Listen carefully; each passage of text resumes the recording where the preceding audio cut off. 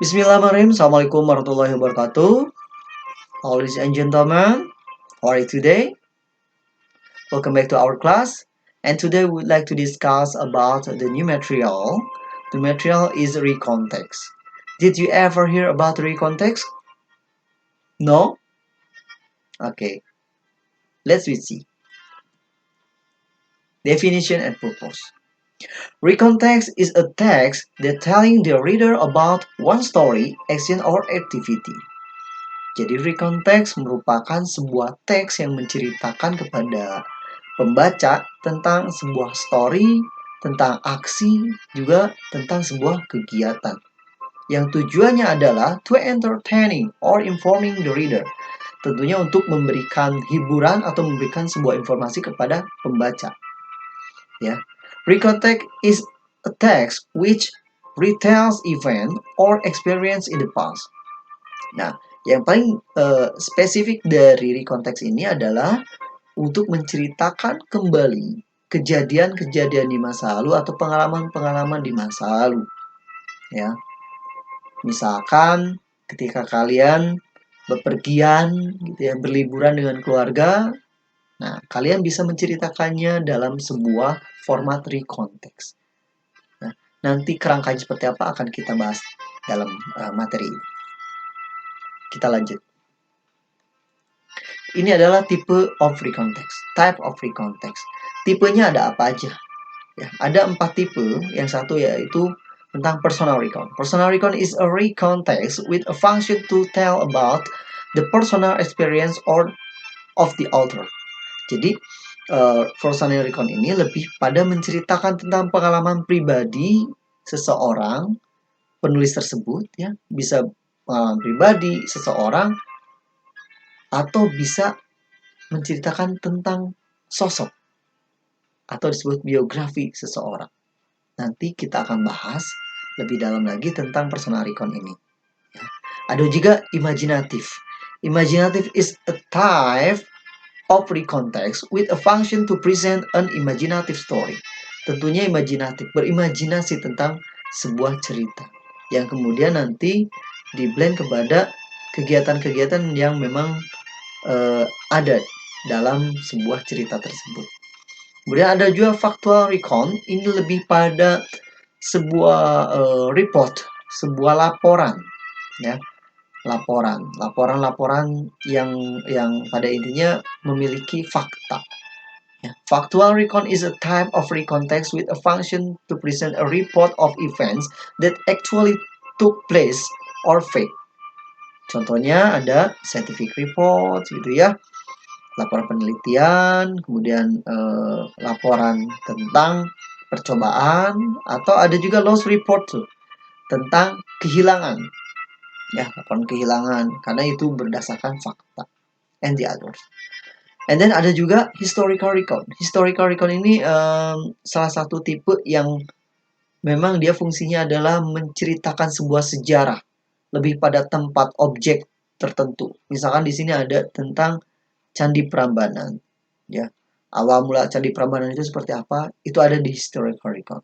Tapi dalam bahasan hari ini kita akan membahas tentang personal recon, di mana personal recon ini berfungsi juga untuk menceritakan seseorang atau menceritakan pribadi kita sendiri.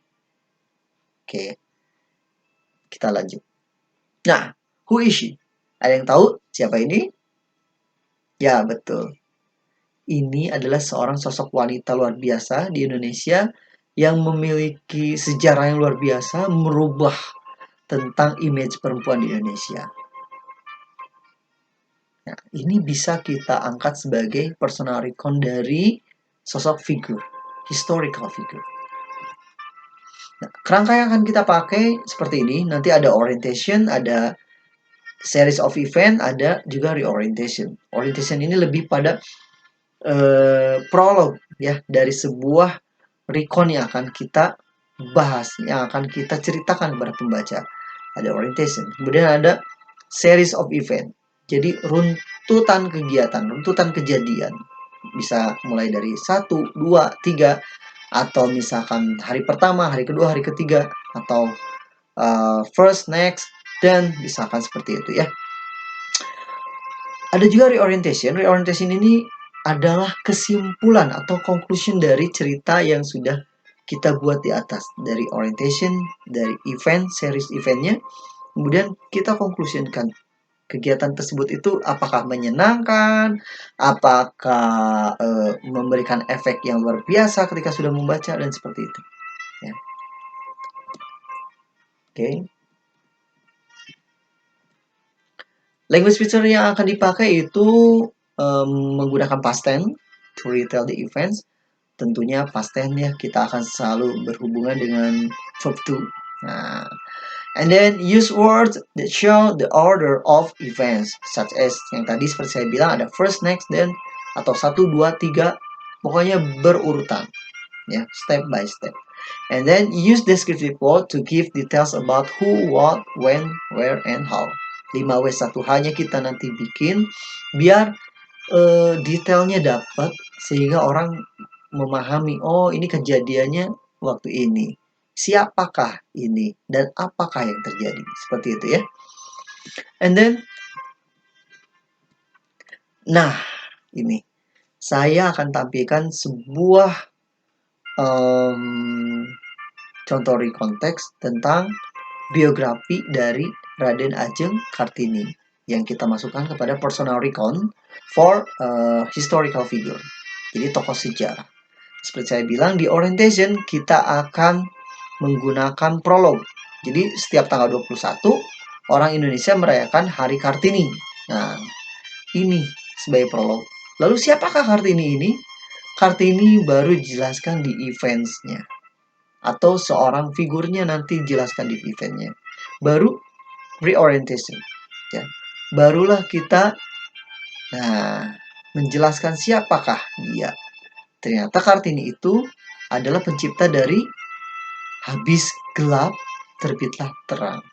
Ya, seperti itu. Jadi pasti kalian akan memiliki atau menemukan sebuah seorang sosok-sosok yang luar biasa di tokoh sejarah yang nantinya bisa kita sama dibikin persis seperti format rekonteks seperti itu.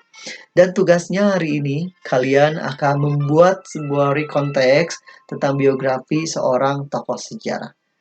Kalian boleh memilih siapa saja tokoh sejarahnya. Boleh misalkan Imam Bonjol misalkan. Boleh misalkan tentang Soekarno, presiden pertama kita. Atau misalkan boleh siapa saja yang kalian ketahui tentang historical figure atau tokoh-tokoh sejarah. Ya, maybe that's all for today, guys. Thank you so much for watching. Jangan lupa untuk belajarnya lebih giat lagi walaupun kita belajarnya masih secara virtual. Okay? Thank you so much. Always keep healthy and smile. Assalamualaikum warahmatullahi wabarakatuh.